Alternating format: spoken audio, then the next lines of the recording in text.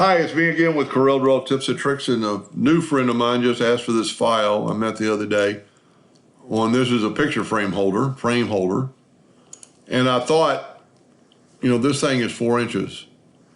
There are two pieces to it, so you need to select both of them if you're going to make it, and these aren't evidently, I'm going to hit L, now grab it, they're 4 inches wide.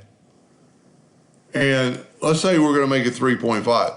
Well, if you have both of them done, it's going to change both of them equally by percentage. So they still fit together. We're going to hit P, put them in the center of the page, and you can still see, I drew this years ago, and this is what it would look like, kind of, I don't know which way you're looking about it. You would actually, and I'm going to show you how to do that in just a second.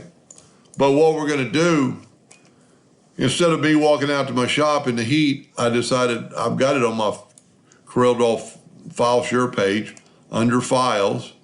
So you just go to Files and right there, and I'm actually got it up right now. So go there and we got File. Well, instead of looking through all this for this one file, I can type frame, just one word, hit enter. There's my frame holder right there. Double click on it. There's the file, and you can download it. And also, if you look, it's from February of last year.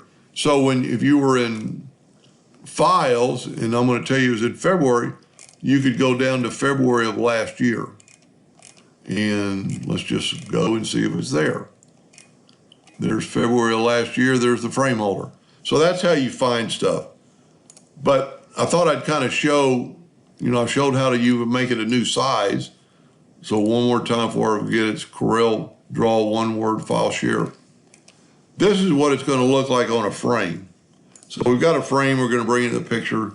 Let's make it look like a real frame and go to Effects and Contour.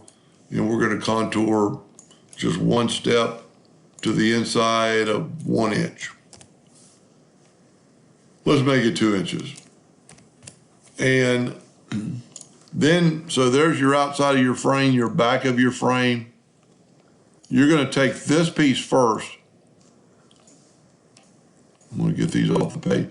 Put this piece first and put it right there in the center. Measure, make a little pencil mark, glue that down. You can actually let it set there a little bit so it won't start slipping. Then put glue on both sides of this and put it on top of that. And what that does, when your nail hole, there's your nail head, it's going to go there and it's going to have room to be hidden in the back because this is going to click.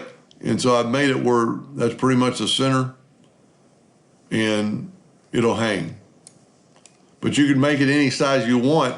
You just need to think about, you need to make both of them the same size at the same time.